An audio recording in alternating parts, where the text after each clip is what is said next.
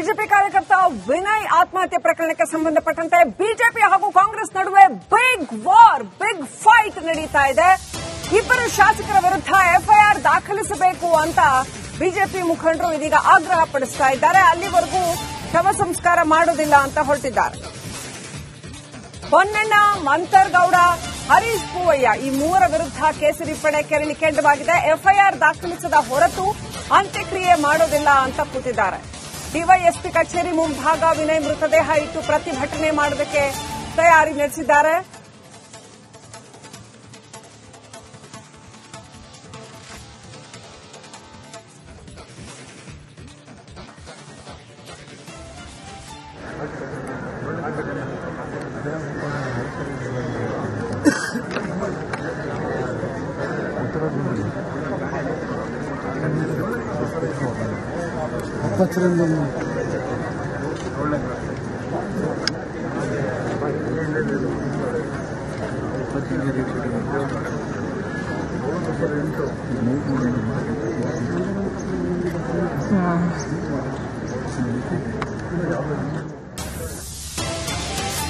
ದೃಶ್ಯಗಳಲ್ಲಿ ನೋಡ್ತಾ ಇದ್ದೀರಿ. ಬಿಜೆಪಿ ರಾಜ್ಯಾಧ್ಯಕ್ಷ ಬಿವೈ ವಿಜಯೇಂದ್ರ ಅಲ್ಲಿ ತಲುಪಿದ್ದಾರೆ. ಆಲ್ರೆಡಿ ಕುಶಾಲನಗರ ತಲುಪಿದ್ದಾರೆ. ಹೋರಾಟ ತೀವ್ರಗೊಂಡಿದೆ.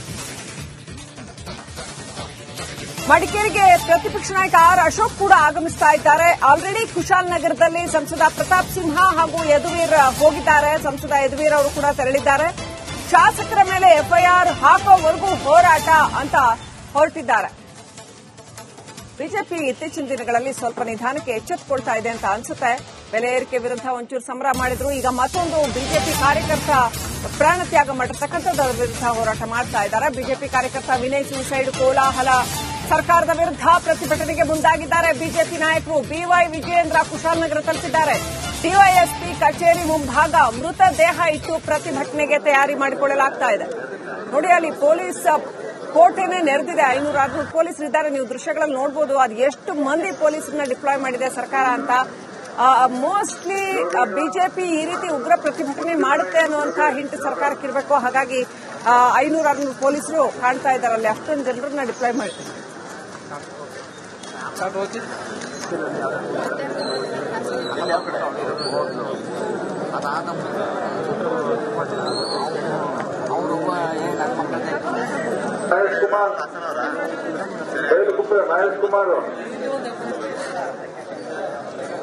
ಅಮ್ಮ, ನಮ್ಮ ಸರ್ಕಾರ ಅಲ್ಲಮ್ಮ, ಸಾಮಾನ್ಯ ಜನ ಮಾತಾಡ್ತಾರೆ.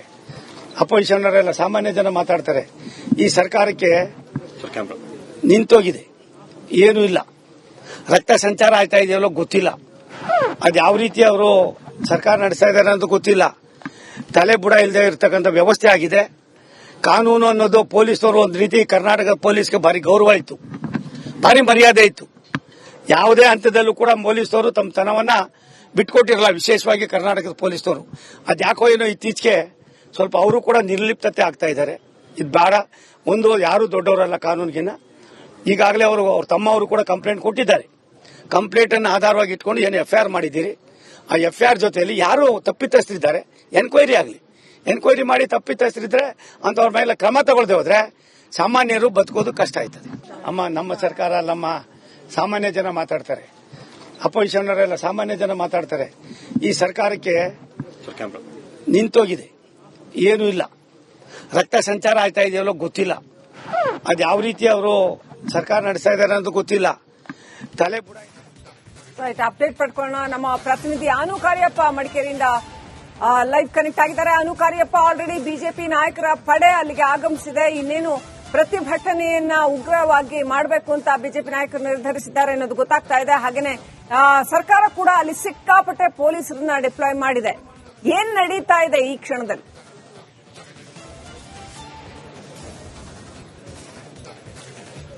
ಶ್ರೀಲಕ್ಷ್ಮಿ, ಈಗ ಬಿಜೆಪಿ ಅವರದು ಒಂದು ಬೇಡಿಕೆ ಇರುವಂತದ್ದು, ಎಂಎಲ್ಎಗಳಿದ್ದಾರೆ, ಕೊಡಗು ಜಿಲ್ಲೆ 2 ಎಂಎಲ್ಎಗಳು, ಅವರ ವಿರುದ್ಧ ಎಫ್ಐಆರ್ ದಾಖಲಾಗಬೇಕು. ಎಫ್ಐಆರ್ ಆದ ತಕ್ಷಣ ನಾವು ಈ ಮೃತದೇಹವನ್ನು ತೆಗಿತೇವೆ, ಅಲ್ಲಿವರೆಗೆ ಮೃತದೇಹ ತೆಗೆಯಲ್ಲ, ಪ್ರತಿಭಟನೆ ಮಾಡ್ತೀವಿ ಅಂತ ಹೇಳಿ ಅವರು ಹೇಳ್ತಿರುವಂತದ್ದು. ಈಗಾಗಲೇ ಬಿಜೆಪಿ ರಾಜ್ಯಾಧ್ಯಕ್ಷ ವಿಜೇಂದ್ರ ಅವರು ಸ್ಥಳಕ್ಕೆ ಭೇಟಿ ನೀಡಿದರೆ. ಮಾಜಿ ಸ್ಪೀಕರ್ ಕೆ ಜಿ ಗೋಪಾಲ್ ಇದ್ದಾರೆ, ಸಂಸದ ಯದುವೀರ್ ಇದ್ದಾರೆ, ಮಾಜಿ ಸಂಸದ ಪ್ರತಾಪ್ ಸಿಂಹ ಇದ್ದಾರೆ. ಎಲ್ಲರೂ ಕೂಡ ಈಗ ಅಲ್ಲಿ ತೋರಿಸ್ತೀವಿ, ಅಲ್ಲಿ ಎಲ್ಲರೂ ಸೇರಿ ಒಂದು ಕಡೆ ಮಾತುಕತೆ ನಡೆಸ್ತಾ ಇದ್ದಾರೆ. ಮುಂದೆ ಯಾವ ರೀತಿ ನಮ್ಮ ನರೇಂದ್ರ ಏನ್ ಮಾಡ್ಬೇಕಂತ ಹೇಳಿ ಅಲ್ಲಿ ಮಾತುಕತೆ ನಡೆಸ್ತಾ ಇದ್ದಾರೆ. ಅಲ್ಲಿ ಸಾಕಷ್ಟು ಪೊಲೀಸರನ್ನು ಕೂಡ ನಿಯೋಜನೆ ಮಾಡಲಾಗಿದೆ. ಈಗ ಚರ್ಚೆ ಮಾಡಿ ಮುಂದೆ ಏನ್ ಮಾಡ್ತಾರೆ ಅಂತ ಹೇಳುವಂತದ್ದು ಈಗ ಕೆಲವು ಕ್ಷಣಗಳಲ್ಲಿ ನಿಮ್ಗೆ ಗೊತ್ತಾಗುತ್ತೆ. ಮತ್ತೆ ಇನ್ನೊಂದು ಕಡೆ ಆ ಮೃತದೇಹವನ್ನು ಇಟ್ಟು ಪ್ರತಿಭಟನೆ ಮಾಡ್ತೀವಿ ಅಂತ ಹೇಳಿದ್ದಕ್ಕೆ ಇಲ್ಲಿ ಸಾಕಷ್ಟು ಪೊಲೀಸರ ನಿಯೋಜನೆ ಆಗಿದೆ. ಅಲ್ಲಿ ನೋಡಿ ನಿಮ್ಗೆ ತೋರಿಸಿನಲ್ಲಿ ಬೇರೆ ಕಡೆ ಇಟ್ಟುಗಳು ಪೊಲೀಸ್ ಠಾಣೆ ಅಲ್ಲೇ ಪಕ್ಕದಲ್ಲೇ ಇದೆ. ಅದರಿಂದ ಸಂಪೂರ್ಣವಾಗಿ ಬೇರೆ ಕಡೆ ಅಳವಡಿಕೆ ಮಾಡಿ ಆ ಕಡೆ ಬರದಂತೆ ಅಂದ್ರೆ ಪ್ರತಿಭಟನೆ ಮಾಡಬಾರ್ದು ಅಂತ ಹೇಳಿ ತಡೆಯುವಂತ ಕೆಲಸವನ್ನು ಪೊಲೀಸರು ಎಲ್ಲ ಸನ್ನದ್ಧರಾಗಿದ್ದಾರೆ.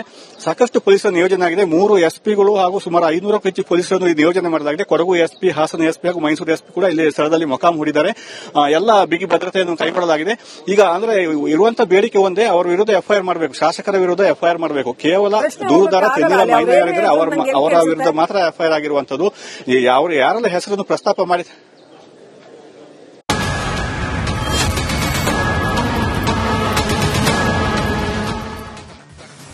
ಬಿಜೆಪಿ ಕಾರ್ಯಕರ್ತ ವಿನಯ್ ಆತ್ಮಹತ್ಯೆ ಪ್ರಕರಣಕ್ಕೆ ಸಂಬಂಧಪಟ್ಟಂತೆ ಬಿಜೆಪಿ ಹಾಗೂ ಕಾಂಗ್ರೆಸ್ ನಡುವೆ ಬಿಗ್ ವಾರ್, ಬಿಗ್ ಫೈಟ್ ನಡೀತಾ ಇದೆ. ಇಬ್ಬರು ಶಾಸಕರ ವಿರುದ್ಧ ಎಫ್ಐಆರ್ ದಾಖಲಿಸಬೇಕು ಅಂತ ಬಿಜೆಪಿ ಮುಖಂಡರು ಇದೀಗ ಆಗ್ರಹ ಪಡಿಸ್ತಾ ಇದ್ದಾರೆ. ಅಲ್ಲಿವರೆಗೂ ಶವ ಸಂಸ್ಕಾರ ಮಾಡೋದಿಲ್ಲ ಅಂತ ಹೊರಟಿದ್ದಾರೆ. ಪೊನ್ನಣ್ಣ, ಮಂತರ್ಗೌಡ, ಹರೀಶ್ ಪೂವಯ್ಯ ಈ 3 ವಿರುದ್ಧ ಕೇಸರಿ ಪಡೆ ಕೆರಳಿ ಕೆಂಡವಾಗಿದೆ. ಎಫ್ಐಆರ್ ದಾಖಲಿಸದ ಹೊರತು ಅಂತ್ಯಕ್ರಿಯೆ ಮಾಡೋದಿಲ್ಲ ಅಂತ ಕೂತಿದ್ದಾರೆ. ಡಿವೈಎಸ್ಪಿ ಕಚೇರಿ ಮುಂಭಾಗ ವಿನಯ್ ಮೃತದೇಹ ಇಟ್ಟು ಪ್ರತಿಭಟನೆ ಮಾಡೋದಕ್ಕೆ ತಯಾರಿ ನಡೆಸಿದ್ದಾರೆ.